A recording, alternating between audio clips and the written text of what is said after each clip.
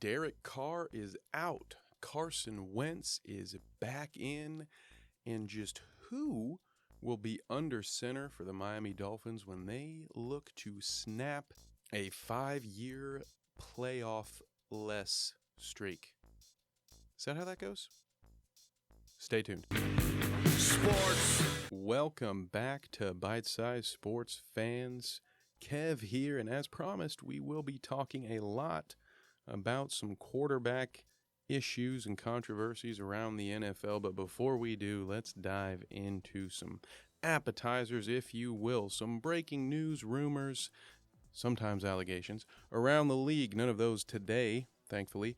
Let's start with Laramie, don't call me Jeremy, Tunsil, who has claimed that he would like to be the highest paid tackle in the NFL next season.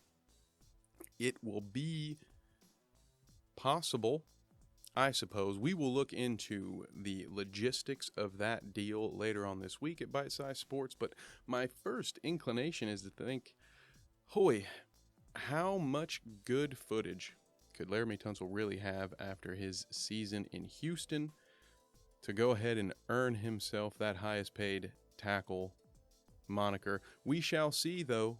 I wouldn't doubt it in the current NFL market. I would not be surprised to see him get that kind of contract. We all remember what Christian Kirk did last year, but that's a story for another time when we will certainly be addressing the Jacksonville Jaguars on this channel. But as you may or may not know, I've already addressed it over at stadiumrant.com, where you can find my articles. Well, I don't know, a couple of weeks ago, yours truly tried to warn all of you that the Jacksonville Jaguars would be winning the AFC South, that this team was on the rise, the Titans were on the fall at the exact wrong time.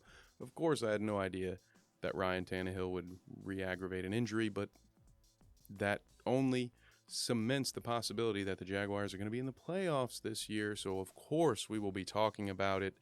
But let's get back into our appetizers, because switching to baseball here, rumors are swirling that Corey Kluber was rumored to be signing with the Red Sox.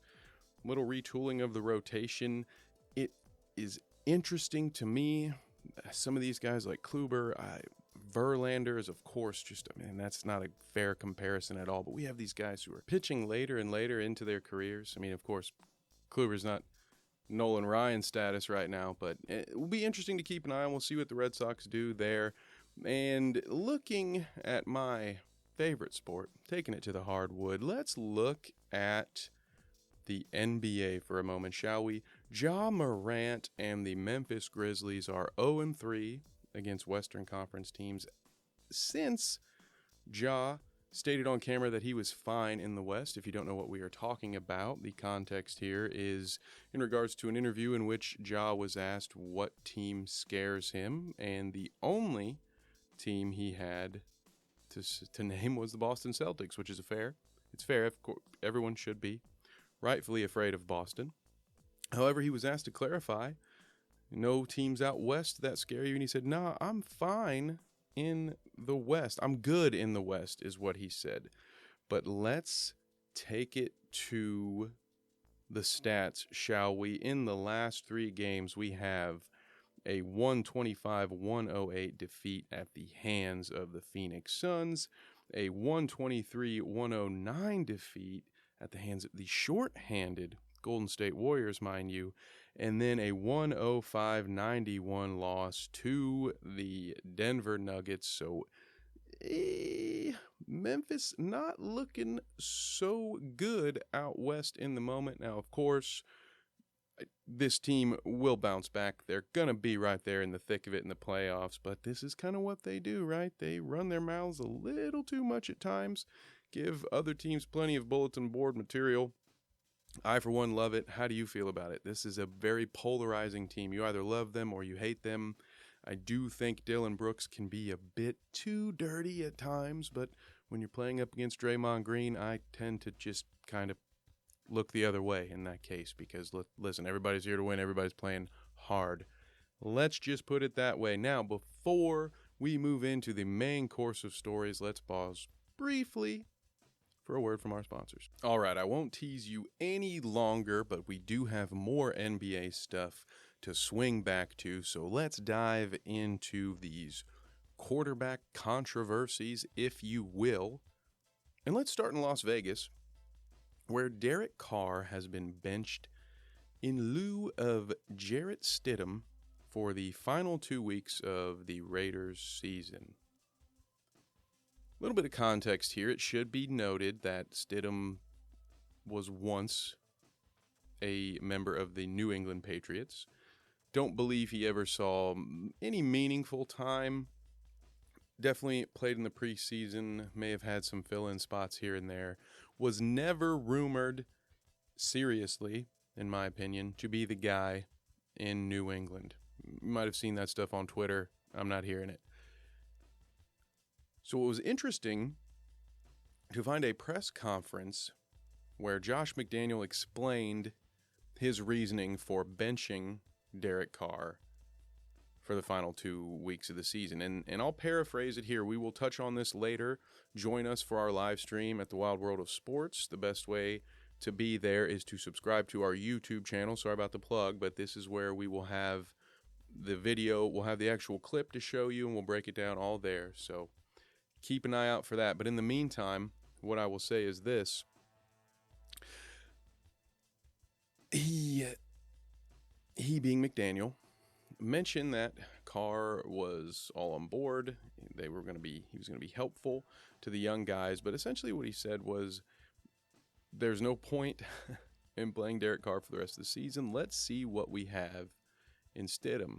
He, paraphrasing here, said that he was a younger guy who we haven't had a chance to see much of. So it's a chance to give him some meaningful reps, which is fair. But it begs the question, what is Derek Carr's future in Las Vegas? Will it be in Las Vegas? Another interesting wrinkle here is the Davante Adams of it all. I can't believe that he would have been. You know what? I'm not even gonna. I was gonna softball that one. No, I'm just gonna say it. I don't think he comes to Las Vegas if Derek Carr wasn't there. I just don't. Yeah, sure, there's money. I don't think the Raiders are the only team that could have given him a lot of money. I think part of going there was playing with his college teammate and good friend and having a chance to do something. So is it really even an option for the Raiders to move on from Derek Carr? And before we move on to the Stidham of it all and maybe where Carr should go, can I just say this?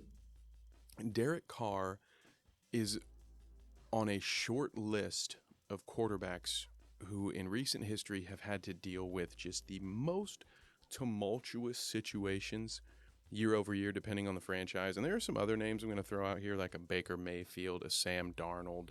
There are these teams that have this constant turnover year after year. Look at the Colts. I mean, it's a different name every year, but you see these guys in similar situations. Well, Carr, you could argue, has had the worst situation of the bunch, except for maybe Baker. Carr had to deal with John Gruden and all of that stuff, dealing with him getting fired.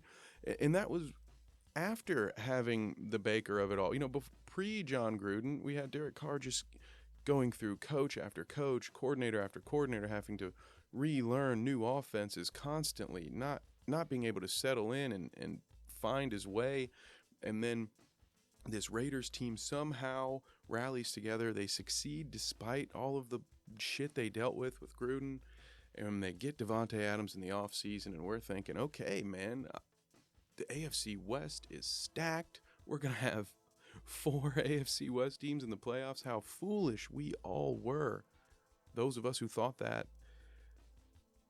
But I don't understand playing Stidham unless you are seriously considering moving on from Derek Carr, unless your thought process is this: let's make sure Derek Carr doesn't get a long-term injury in these last 2 games that don't mean anything. We're shutting him down so he can heal up, get ready for another run next year. So I don't want to be too overreactionary here it is possible that they just want to keep their guy healthy. And I say that because of the Davante Adams of it all. I don't believe that Josh McDaniels is loyal to Derek Carr in any sense, but I can't imagine Davante Adams is going to want to stay in this bad situation if they don't have a really good replacement for Derek Carr, because this one's a little personal, as we've talked about before. It's different than your average situation, and I frankly was surprised to see him leave. Aaron Rodgers makes me think that these two could be some sort of a package deal going forward. But Jarrett Stidham, we'll see what he's got. We will see if there is any gas in that tank, and if the Raiders are going to have themselves a quarterback controversy. Of course, just like last season, the Colts are already being mentioned in the same breath as David Carr. I, for one, hope that they avoid this. I was rooting for it last offseason in comparison to Carson Wentz.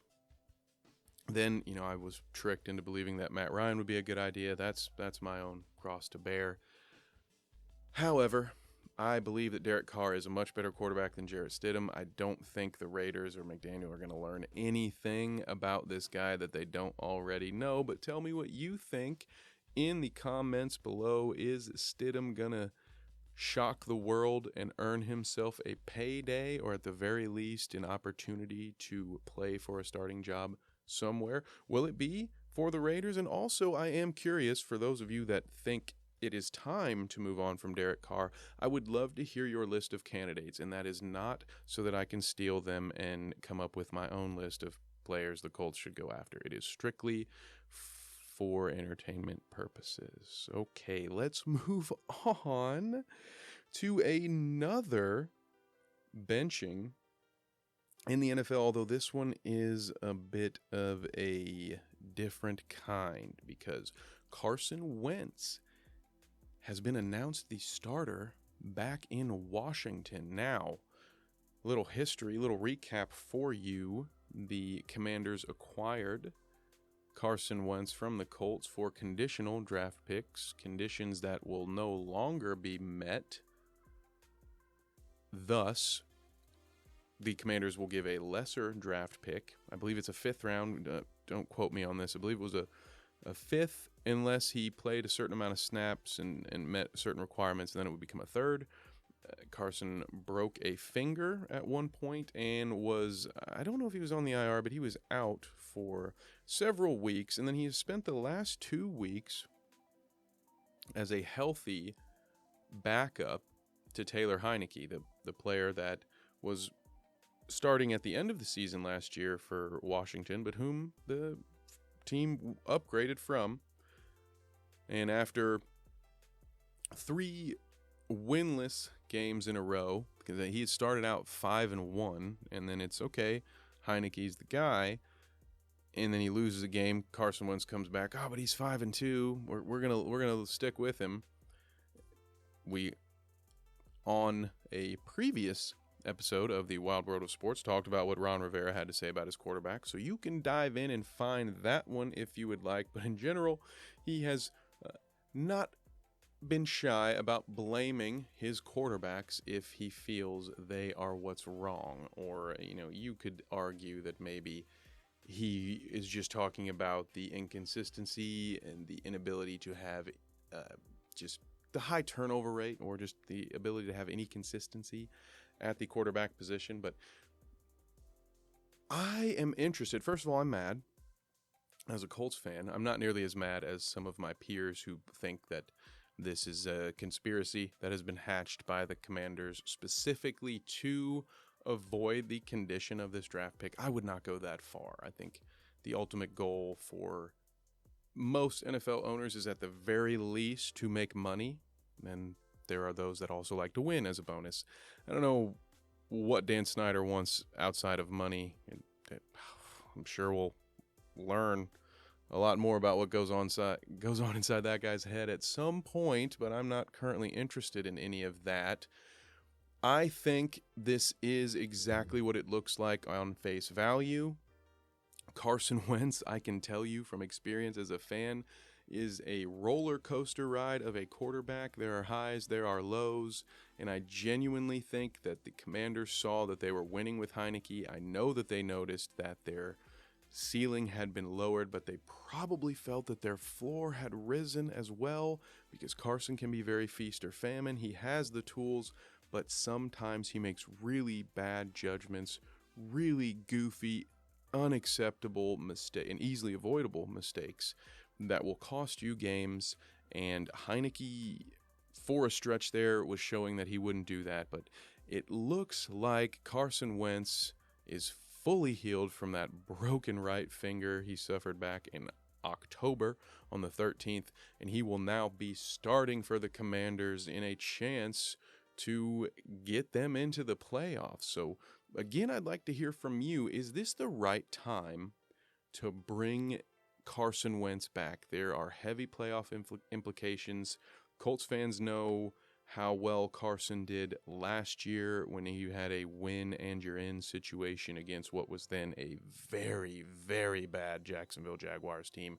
So I personally would be feeling a little uneasy about Carson Wentz coming in to cap off my regular season, but I'm biased. What do you think?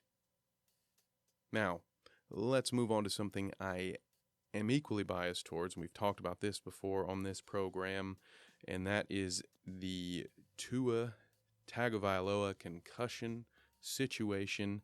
And it's unfortunate that we have to talk about this again, but he is in concussion protocol for the second time this season, and it looks as if Teddy Bridgewater is in line to start what is a pivotal game against the New England Patriots with the playoffs on the line, a chance for the Miami Dolphins to snap a 5-year playoff drought with that win. So my question is this, and I will ponder on it openly here with all of you. How confident are we in this news and in the idea that Teddy Bridgewater will be the starter when Miami takes the field this weekend against New England? Because we saw what happened last time, and for those of you who didn't, allow me to refresh it for you quickly. Tua received a pretty big hit. There was footage of him looking kind of groggy. I believe at the time it was called a rib injury, and he was not put into concussion protocol. I can't remember the exact week, forgive me. It was earlier on this season. Then they had a Thursday game in which Tua played, and there were several neuroscientists imploring him to not play because they had seen the footage of Sunday and thought that there was a real chance he could do irreparable harm to himself, and he went out there and got a concussion anyway. And that's the one where you've seen with the fingers curled up. At first glance, people thought he had broken his hand because he, taking that second concussion, his hand just curled up, looked like a velociraptor's claw. That's not meant to be mean at him by any means. It was unavoidable, and I say all of that just to say that Miami was rightfully put under some scrutiny during that entire situation, and I believe that previous scrutiny may be what saves Tua in this situation from himself, and potentially to a lesser degree or greater degree, I don't know, his coaching staff and the team doctors. Because if it had not been for that public chastising and everyone drawing their eyes to the Tua head trauma situation, would they be so ready to say, hey, we're going with Teddy this week, he's in protocol, it's not looking good? I don't know. I think we may have found this to be another one where Tua was trotted back out, and I'm still not confident that we don't see Tua this weekend. I hope that we don't. I really, really do. I do not want to hear, I don't want to end up being a story where we're talking about what might have been with Tua because he just is unable to stay away when he's hurt like this and look at the big picture. So hopefully we will be seeing Teddy Bridgewater, and I say that not out of any spite or malice towards Tua. Brain injury, it's one thing, man. It's one thing to hurt yourself and be put in crutches or a wheelchair or something like that. It's another thing when it's your brain, man, and none of them are good. Please don't take me wrong, but I just am very concerned for this young man's health, and I hope that he gets a chance to. Don't get me wrong, I want him back for next week, and if the Dolphins are in the playoffs, I really hope it's Tua that gets to go out there and what, for better or for worse, gets to go out there and prove himself, because we again have seen some bad play from him with the 3 straight interceptions on those drives and some bad turnovers lately. So I want to see him get a chance to redeem himself in the playoffs, but not like this. Let's trust Teddy. That Patriots team is not very good, so let's roll with Teddy Two Gloves and go out and get you a W in Miami. Speaking of dubs, how about that Luka Doncic, man? I tell you what, Baby Bird, as he gets called by Shannon Sharp, is on another level right now. If you missed it, you've likely heard about it already, but we're going to talk about it anyway. Luka Doncic had a 60-point, 21 rebound, 10 assists, triple-double in a overtime victory against the New York Knicks. And there is a whole lot to break down on all of this. So again, forgive the same shameless plug, but we will be talking about this on the next Wide World of Sports, which you can find on our YouTube channel. You can also subscribe right now to the Stadium Rant YouTube channel, because I have confirmed with my co-host James Schmeitz that we will be talking at length about this Luka situation and some of this other big NBA news that I'm covering here and we'll cover throughout the week. So if you subscribe to Stadium Rant, we have our weekly NBA live show called The Bounce at 9 p.m. Eastern, where James and I will answer your questions on top of our already scheduled and slated programming. We love to hear from you. We love to talk with you guys. So check it out there, or just come back and watch it here at Wild World of Sports on the Bitesize Sports YouTube channel. Either way, we're going to cover this. You'll get to see it if you want to see the highlights, but for now, you'll have to deal with my verbal description of Luka Doncic at the free throw line, down 3 points. He makes the first free throw, purposefully misses the second with a line drive.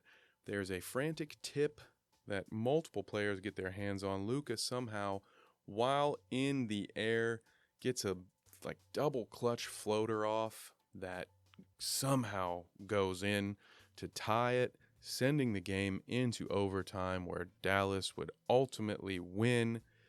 Just amazing.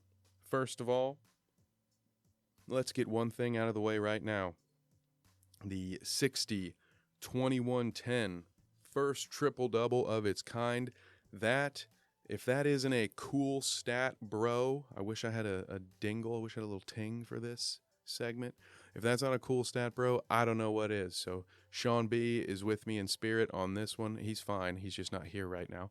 And I don't care what Nate has to say about it, although I love you, brother. That's a cool stat, bro. And you can look for more of those in every upcoming Bite-Size Sports program. Look out for the cool stat, bro. He'll find you. He gonna come and get you. Just like Luka Doncic. Now, I will be discussing this in tomorrow morning's Bite and Early podcast as well, right here on Spotify or Apple, wherever you're listening to it. But we're going to talk about what this means for the Dallas Mavericks, because I think there are a lot of negative implications to this game, and we can preview it for you right here briefly. The Knicks were hurt.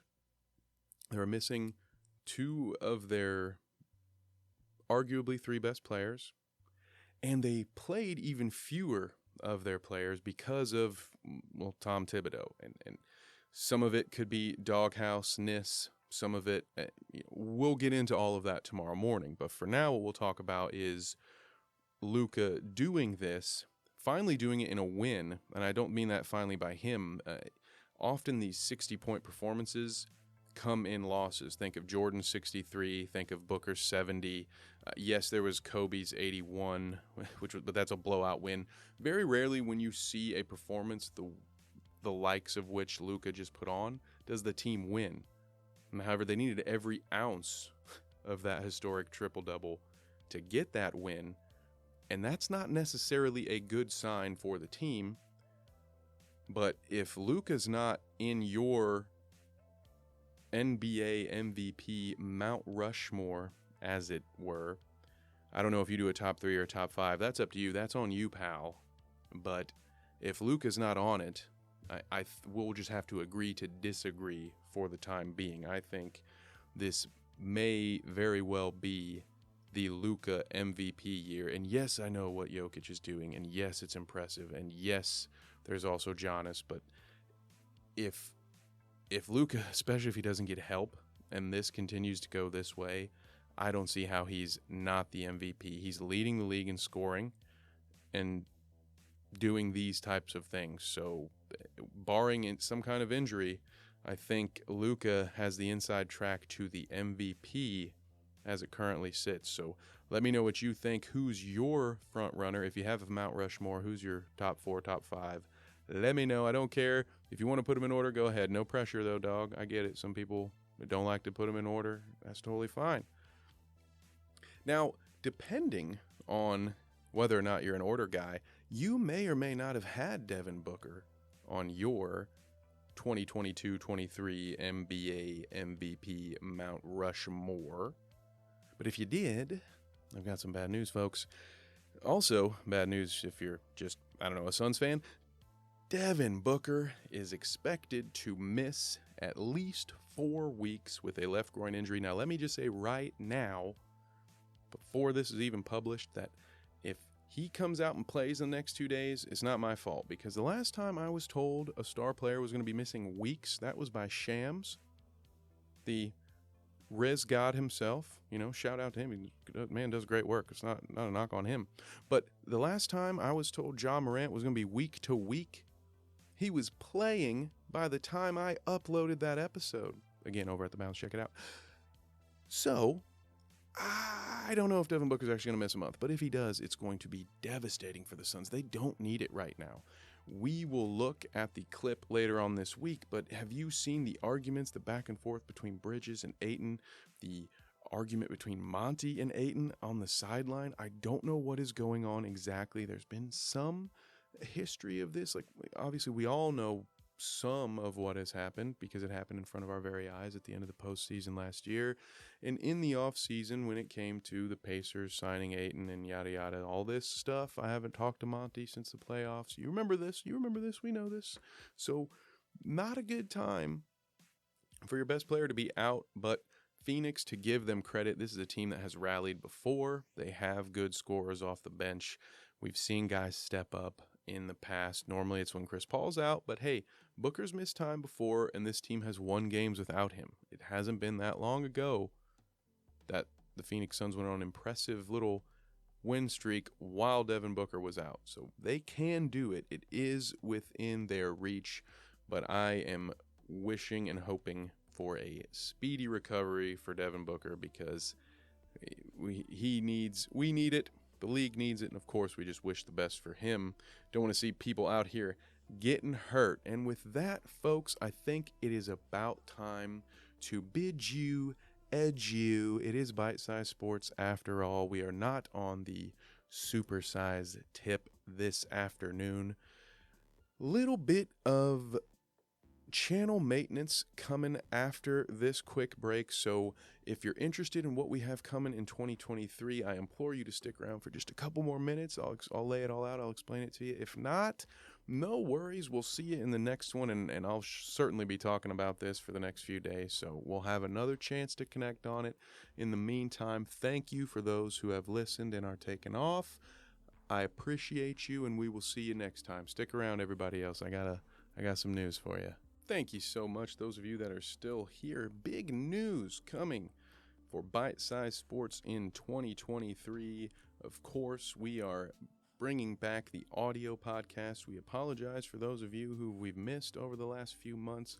We were heavily invested in the YouTube channel, getting that going, as you've heard me shamelessly plug over recent episodes. I also am now a host and producer of The Bounce for Stadium Rant, and as well as a co-host on the Indie Intercept podcast, also powered by Stadium Rant, and I do some part-time PA work for Necessary Roughness, also on Stadium Rant. So I've been really heavily involved with those guys, and also got promoted to department manager over at the Last Word on Sports. So go check us out there. Last Word on Hoops, NBA, college basketball, all kinds of good stuff there. Check us out. If it's been printed, I probably touched it, so I will appreciate any support and any help you can lend just by going over there and reading some of my homies over at Last Word. And you can also read over at Stadium Rant. I write for the NFL there, covering the AFC South. But back to what this show is doing. We are going to have a late night program. We're going to have a daily quick morning show. We're going to have some weekend-based content, because I've often found that for years there has been just a lack in quality sports coverage over the weekend. It does help us get through our 9-to-5s, but we got some weekend workers and we got industry folks and restaurant folks out there. We need to take care of our weekend warriors, and not just the ones who are the drinking on the weekend kind of weekend warriors. We got to look out for everybody here. So be on the lookout for future programs. We have Late Night Bites. It's going to be a lot like our flagship program. It's going to be a little more daily focused, as well as the Bite and Early podcast that will be daily, just keep you up to date with what is going on. Of course, we have Supersize Sports, which I'm still working on getting an active panel, because Supersize Sports is more than just me, but that's when we sit down and talk for a couple hours about a wider variety of topics. And of course, we have the Wild World of Sports streams, where you can hang out with me and we will watch some things on Twitter, break down some clips, and don't forget BS After Dark, which is much more laid back and chill. So full schedule coming soon, but basically the moral of the story is we have a bunch of new shows coming on this channel, and the best way to make sure you're not missing any of it is to be subscribed or following whatever, wherever, however you are consuming this content. Just go ahead and follow us, turn notifications on if that's your thing, and be prepared for the rise of Bite Size Sports in 2023. We hope you come along with us. We can't wait to have you. Hope you have just the greatest New Year's that you possibly can. We'll see you soon.